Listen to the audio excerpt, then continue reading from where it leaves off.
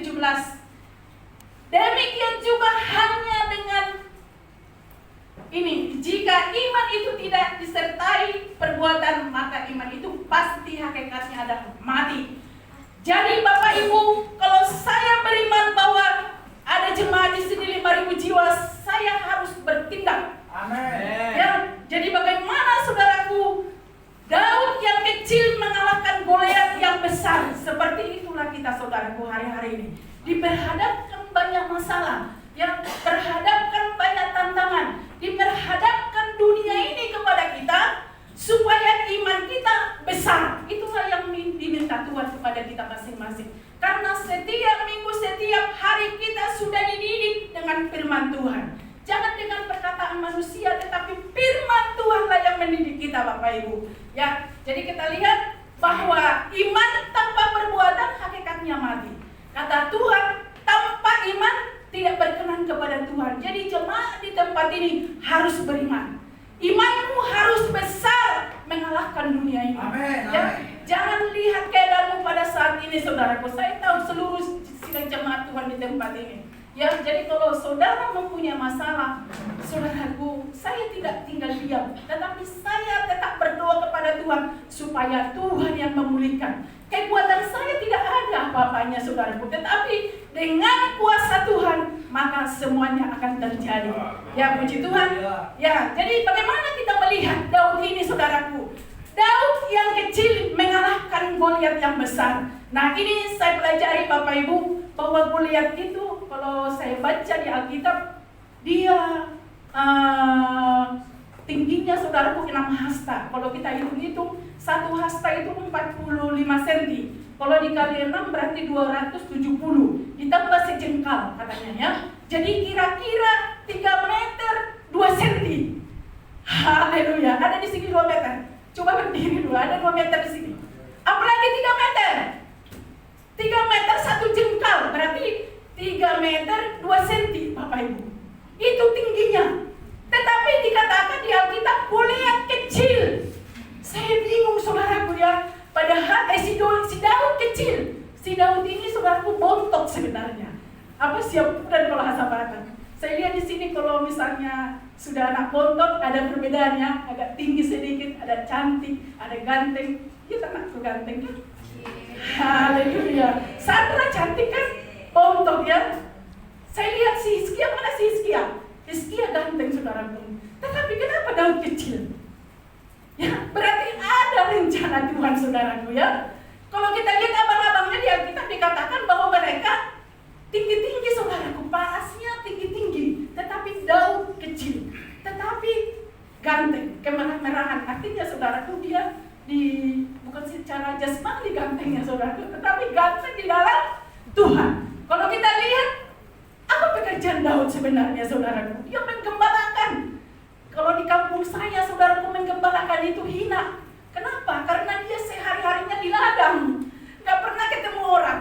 Ya di ladang terus itu. Ya misalnya kalau saya punya kerbau, lalu ada menggembalakan itu di ladang, itu temannya kerbau setiap hari saudaraku tentunya bau. Ya, jadi itu saudaraku si Daud menggembalakan. Jadi kalau saya lihat si Daud ini kenapa disuruh bapaknya menggembalakan? Itu semuanya ada rencana Tuhan. Jadi kalau saya artikan Bapak Ibu, bukan yang dilihat mata yang dilihat Tuhan, tetapi Tuhan melihat hati. Jadi saya himbau di tempat ini Bapak Ibu, jangan kita melihat orang agak sepele, agak remeh. Jangan agak remeh yang melihat orang belum sungguh-sungguh kepada Tuhan. Ada waktunya saudaraku. Daud ketika dipilih Tuhan, ada waktunya. Di mana ketika Daud dipilih? Sedang menggembalakan saudaraku. Tidak di gereja, tidak di rumah, tidak di istana, tetapi abang-abangnya sudah di perkemahan. Ya, di perkemahan mereka mau berperang saudaraku. Jadi saya lihat, kenapa Daud ini saudaraku? Berarti ada kunci keberhasilan Daud. Itu yang kita lihat saudaraku. Mari buka dulu ya Mak. Berikutnya saudaraku, kunci keberhasilan Daud. Bagaimana Daud yang kecil mengalahkan Goliat yang besar? Dunia ini adalah Goliat secara rohani saudaraku. Kitalah anak-anak Tuhan. Daud yang sudah dipilih Tuhan. Jadi saat ini saudaraku, mari kita persiapkan hati kita. Karena kita bukan melawan secara fisik, tetapi secara roh. Karena kita sudah dipilih Tuhan. Tuhan mengaruniakan kepada kita roh. Ketika kita sudah dipilih Tuhan, Tuhan mencurahkan rohnya kepada kita. Jadi kita bukan milik dunia ini lagi, tetapi milik Tuhan. Katakan dulu amin Bapak Ibu. Kita milik Tuhan, amin. Amin. Jadi apapun yang kita lakukan semuanya untuk kemuliaan Tuhan. Mari kita buka dulu 1 Samuel 17. Bagaimana saudaraku Daud mengalahkan Goliat yang besar. Saya baca di Alkitab saja saudaraku ya, karena kurang jelas kalau saya lihat.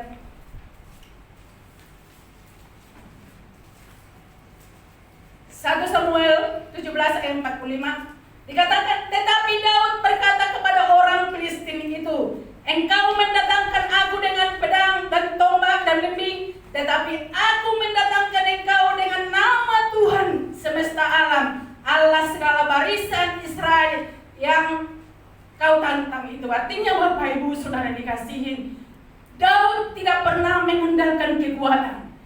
Daud tidak pernah mengandalkan apa yang ada di dalam dirinya, tetapi kuasa Tuhan lagi yang andalkan Bapak Ibu.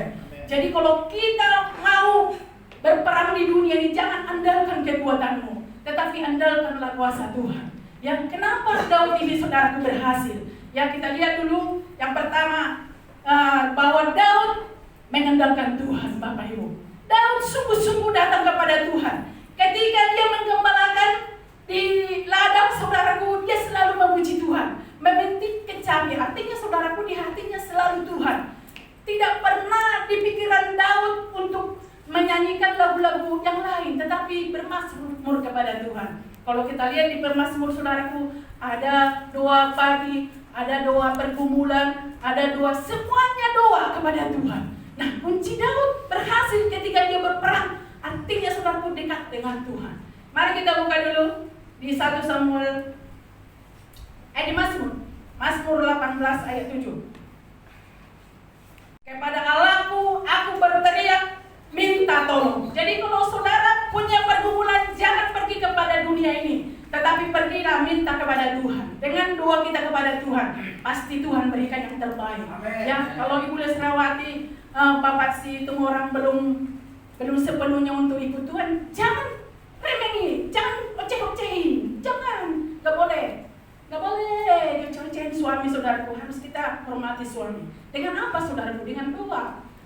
Jadi saya harapkan kepada kita semua di tempat ini, terutama kepada ibu-ibu, jangan seperti yang ibu-ibu yang di luar sana, mulutnya gitu saudaraku ya. Tetapi mari ketika kita sudah dipanggil Tuhan, kita sudah dipilih Tuhan di tempat ini, marilah seperti di Alkitab, berdandanlah kita dengan kebenaran. Haleluya. Ya, jangan kita berdandan dengan skincare, saudaraku. Skincare yang mahal memang perlu itu untuk wajah, untuk segalanya. Tapi lebih perlu lagi skincare kita adalah firman Tuhan. Jadi kalau saudara ingin anaknya sungguh-sungguh, ingin anaknya berhasil, ingin suaminya sungguh-sungguh datang kepada Tuhan, ingin istrinya berubah, ingin saudara tetangganya berubah, jangan pergi kepada dunia ini, tetapi marilah datang kepada Tuhan. Daud saudaraku tetap mengandalkan Tuhan. Ya, dia minta tolong kepada Tuhan. Ya, jadi kita pun saudaraku, ketika kita dalam kesesakan, dalam pergumulan, datanglah sama Tuhan. Jangan pergi ke tetangga. Ibu-ibu ngumpul-ngumpul di tetangga, sampai dapur tetangga pun dia tahu. Tapi di sini tidak ada itu. Ya, di sana itu, di luar sana, ibu-ibu yang di luar sana. Kalau di sini sudah bagus-bagus semua. Ya, hormat kepada suami. Ya, saya lihat ibu-ibu di sini semakin hari semakin cantik-cantik. Haleluya. Rahasianya apa sih, skincare apa yang dipakai? Ya, tapi firman Tuhan saudaraku ya. Firman yang mengajar kita setiap hari. Jadi kemanapun kita pergi, firmanlah yang ada di otak kita ini saudaraku, di pikiran kita ini. Ya, jadi kalau saya lihat, ya, Daud ini saudaraku senang bermazmur kepada Tuhan, senang memuji Tuhan, senang berdoa kepada Tuhan. Kalau kita lihat, mari kita buka dulu Mazmur 119. Mazmur 119.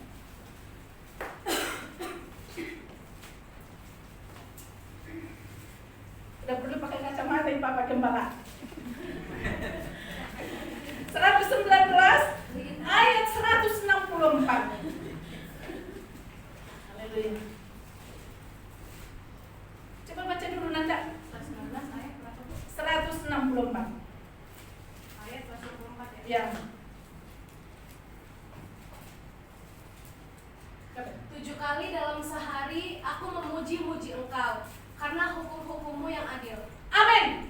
Jadi ini Daud saudaraku, 7 kali dalam sehari. Ya, yang kita saudara kita aja 5 kali. Udah kita ngoceh-ngoceh saudaraku. Asri, berapa kali kamu memuji Tuhan dalam satu hari? Berapa kali lah? Satu. Daud ini 7 loh. Makanya dia berhasil. Amin. Ya, 7 kali. Sandra, cantik. Berapa kali kamu puji Tuhan, Nak? Gak ada setengah. Sekali, 2 kali, 3 kali. Haleluya. Kamu Rika, banyak duit gak bisa makan nasi banyak saudaraku. Gak bisa makan daging. Di sini kita masih bisa bebas makan daging B2, B1, B4, masih bisa kita makan Bapak Ibu. Ya, tapi kalau yang di luar sana tidak bisa lagi makan. Itu harus kita syukuri. Syukurilah apa yang Tuhan berikan kepada kita. Jangan suka mengeluh. Ya, sampaikan kepada Tuhan. Tuhan kita itu Tuhan yang dahsyat, Tuhan yang ajaib. Ya, Tuhan selalu memperhatikan kita saudara. Tidak pernah lalai Tuhan. Tuhan selalu memperhatikan kemanapun kita berada. Ya, karena di mana-mana ada mata Tuhan. Ya, dan yang kedua, saya lihat saudaraku bahwa Daud ini sebenarnya rendah hati. Dia rendah hati saudaraku. Jadi kita harus juga rendah hati. Ya, kita semua di anak-anak Tuhan di tempat ini harus rendah hati saudaraku. Ya, supaya nama Tuhan dipermuliakan. Jadi kalau Paulus berkata bahwa kita ini adalah suratan yang terbuka, yang tidak ditulis dengan tinta, tetapi ketika kita berjalan Tuhan, orang-orang sudah melihat bahwa kita sudah ikut Tuhan, kita sudah bertobat, kita sudah sungguh-sungguh ikut Tuhan. Yang perubahan setiap hari, tingkah laku kita berubah, bicara kita berubah. Ya, jadi saya lihat bahwa Daud ini adalah rendah hati. Mari kita buka dulu 2 Samuel 17 ayat 18. Baca lagi dong Nanda. 2 Samuel 17 ayat 18. Tetapi seorang anak melihat mereka lalu memberitahu Absalom. Jadi pergilah keduanya dengan segera dan sampailah mereka ke rumah seorang di Bahurim yang mempunyai sumur di dalamnya, maka turunlah mereka ke dalamnya. Haleluya. Jadi Bapak Ibu yang dimaksud di sini bahwa Daud itu rendah hati. Jadi ketika dia berhadapan dengan Goliat, tidak sombong saudaraku, aku bisa. Tidak seperti itu, tapi minta hikmat kepada Tuhan. Bagaimana supaya dia bisa mengalahkan Goliat yang besar? Dia minta hikmat daripada Tuhan. Jadi kita anak-anak Tuhan perlu minta hikmat daripada Tuhan, minta konfirmasi daripada Tuhan. Jangan lagi kita seenak-enak melangkah, melangkah ke sana, melangkah sini. Tanya dulu Tuhan, apakah itu seizin daripada Tuhan? Sakit loh kalau itu tidak seizin daripada Tuhan. Kadang-kadang kita dihajar, mau dihajar. Saya nggak mau dihajar saudara. Sebelum dihajar saya selalu mau sungguh-sungguh datang kepada Tuhan. Ya, makanya sampai hari ini saudaraku saya takut sama Tuhan. Ya sekalipun misalnya yang di luar sana melihat keadaan seperti apa, tapi saya sungguh-sungguh kepada Tuhan. Kalau jemaat sakit, saya sungguh-sungguh kepada Tuhan, berdoa kepada Tuhan. Itu sebenarnya yang bisa saya salahkan kadang-kadang kepada diri saya. Ketika jemaat bermasalah, ketika jemaat dalam keadaan sakit, saya salahkan diri saya. Ya, kamu kurang berdoa, kamu harus banyak berdoa. Seperti itu kepada diri saya, saudaraku. Makanya saya lakukan. Jadi kalau saya lihat Daud ini saudaraku, dia rendah hati. Kita pelajari Daud ini saudaraku, dia berani bertindak. Berani bertindak, ya.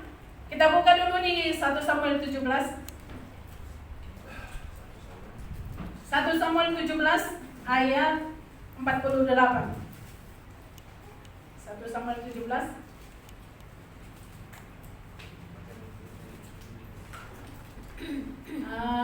Saya baca saudaraku. Ketika orang Filistin itu bergerak maju untuk menemui Daud, maka segeralah Daud berlari ke barisan musuh untuk menemui orang Filistin itu. Ayat 49. Lalu Daud memasukkan tangannya dalam kantongnya, diambilnyalah sebuah batu dari dalamnya, diumbahnya, maka kenalah dahi orang Filistin itu, sehingga batu itu terbenam ke dalam dahinya dan terjerumuslah ia dengan mukanya ke tanah. Nah, artinya Bapak Ibu, Daud ini berani bertindak. Kalau kami maaf kata yang orang-orang Medan berani apa dong? Ketika didekatin nggak berani, saudara, pengecut. Tetapi di sini tidak ada yang menjadi pengecut, saudara. Kita harus berani melawan dunia ini. Jangan sungkan-sungkan, saudaraku. Ketika saudara yang kemarin sudah disampaikan oleh Bapak Gembala bahwa di gereja orang-orang juga pendeta mengajarkan pengajaran yang palsu, ya. Jadi itu tidak omong kosong, saudaraku, ya. Makanya ada jemaat-jemaat di luar sana kalau mau ke sini takut. Karena apa, saudaraku? Karena di sini firman yang dilakukan, ya. Kalau firman kita lakukan, Tuhan Yesus yang senang, bukan yang di luar sana. Ya, jangan sekali-kali Bapak Ibu katakan bahwa pengajaran Bapak Sirait itu tidak benar. Jangan, karena kita sudah dididik di tempat ini dengan kebenaran firman Tuhan. Ya, saya diberkati dengan kesaksian ibu ini ke saudaraku. Ketika diperhadapkan dengan keluarga, berani bertindak. Nah, kita harus berani bertindak, saudaraku. Untuk apa kita lakukan itu? Bukan untuk manusia, bukan untuk Pak Sirait, bukan untuk saya, tetapi Tuhan kita yang kita senangkan. Amin. Coba bayangkan, saudaraku, kalau kita melakukan sesuatu yang tidak dikehendaki Tuhan, iblis senang, tetapi Tuhan kita menangis. Mana yang lebih perlu? Tuhan kita menangis apa iblis yang senang? Harus terbalik, saudaraku. Biarlah iblis yang menangis, tapi Tuhan kita yang senang. Ya, jadi kemanapun kita melangkah, saudaraku, berani bertindak. Apa yang sudah diajarkan di tempat ini lewat kebenaran firman Tuhan, lakukanlah itu dengan setia. Tidak salah lagi, tidak meleset lagi firman Tuhan yang disampaikan oleh Bapak Gembala. Lakukanlah itu dengan setia sampai akhir hidup kita. Memang saudaraku berat, ya berat. Bagaimana Ibu Gembala? Saya nggak kuat, tetangga saya kiri kanan begini. Kan Tuhan kita yang kita hormati, Tuhan kita yang kita senangkan. Ya, jangan terkecoh, saudaraku, dengan orang-orang yang di luar sana. Ya, jadi saya himbau kepada jemaat di tempat ini, lakukanlah yang terbaik kepada Tuhan. Berani bertindak, saudaraku. Ya, kalau misalnya keluarga yang melarang untuk datang ke sini, jangan mau. Karena bukan keluarga yang kasih kita makan. Yang kasih kita makan siapa? Tuhan. Tuhanlah yang kita senangkan setiap hari. Amin. Pernah jatuh tapi bangkit lagi.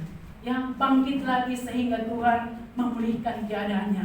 Nah, kita pun sama-sama di tempat ini. Ya, kalau kita hari-hari ini diperhadapkan dengan masalah, bangkit. Lakukan yang terbaik kepada Tuhan. Kalau kita mempunyai masalah, saudaraku, mari bangkit bersama-sama. Lakukan yang terbaik kepada Tuhan. Tuhan Yesus kita dahsyat. Amin. Saya percaya, saudaraku, kalau kita berkata bahwa Tuhan Yesus dahsyat, kita lakukanlah yang terbaik kepada Tuhan. Bukan kepada manusia, kepada Tuhanlah yang kita lakukan. Haleluya. Amin. Puji Tuhan. Ya, sedikit yang saya sampaikan, saudaraku, tetapi itu boleh menjadi berkat bagi kita. Amin. Nah, marilah kita seperti Daud yang berani bertindak, terus seperti Daud yang berani, saudaraku, rendah hati. Terus apa lagi? Berani bertindak, mengandalkan Tuhan. Mengandalkan Tuhan setiap saat. Apalah kekuatan kita ini, saudaraku, enggak ada. Ya, kita hanya manusia biasa. Kita seperti debu yang bisa dihembuskan angin. Ya, jadi kita tidak tahu kapan kita mau dipanggil Tuhan. Ya, hidup kita di dunia ini hanya sementara. Ya, kalaupun kita nanti bisa sampai 180, tapi jangan, ya, Kalau kita nanti ada 180 tahun, udah kesusahan itu saudaraku, udah bingung. Anak-anak kita nanti yang susah. Ya, jadi Bapak Gembala jangan lagi katakan 180 tahun. Kalau kita bisa 80 tahun pun itu udah puji Tuhan. Ya, umur saya sekarang sudah 56. 55, mau 56. 55. Berapa tahun lagi lah kita di dunia ini? Daripada kita nanti selamanya disiksa, mendinglah kita datang kepada Tuhan sungguh-sungguh di umur yang singkat ini. Selagi kita masih ada di dunia ini, berikanlah yang terbaik kepada Tuhan. Ya, jadi saya percaya semua jemaat yang ada di tempat ini tidak terkecuali anak sekolah minggu, anak pemuda, dewasa, orang tua, lansia, semuanya kita lakukanlah semuanya untuk Tuhan. Haleluya, puji Tuhan. Tuhan Yesus